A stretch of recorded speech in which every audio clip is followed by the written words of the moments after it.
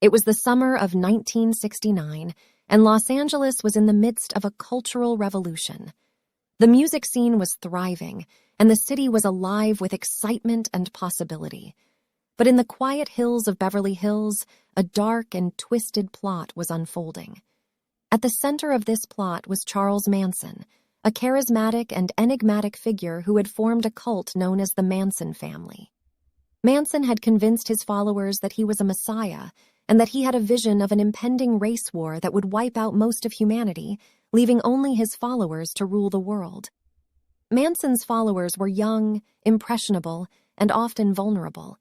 He had handpicked them from the streets of San Francisco and Los Angeles, drawing them in with promises of love, acceptance, and a sense of purpose. But behind closed doors, Manson's true intentions were far more sinister. On August 8, 1969, Manson sent 4 of his most devoted followers to a house in the Hollywood Hills. The house belonged to Sharon Tate, a beautiful actress who was 8 months pregnant. Along with Tate were her friends Jay Sebring, Abigail Folger, and Wojtek Frykowski.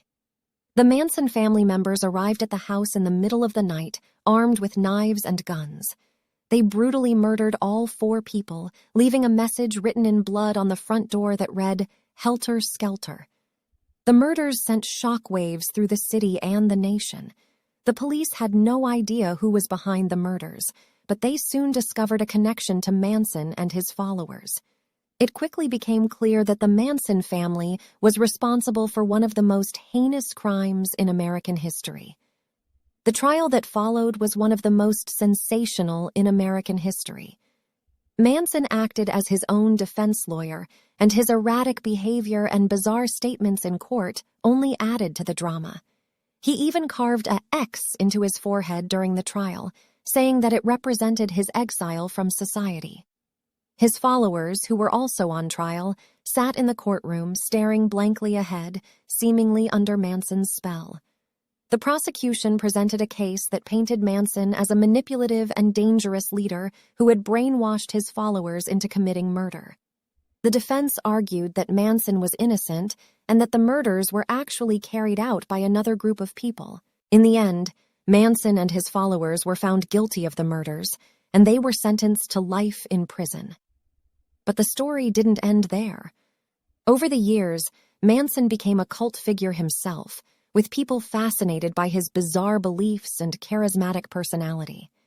He continued to make headlines even from behind bars, with reports of his marriage to a young woman and his alleged involvement in other crimes. The Manson family murders had a lasting impact on American culture, inspiring countless books, movies, and TV shows. It was a reminder that even in a city as vibrant and exciting as Los Angeles, there were dark and dangerous forces at work. As for Sharon Tate and her friends, they will forever be remembered as victims of one of the most heinous crimes in American history. The Manson family murders were a stark reminder that evil could lurk behind even the most idyllic facades, and that we should always be on guard against it.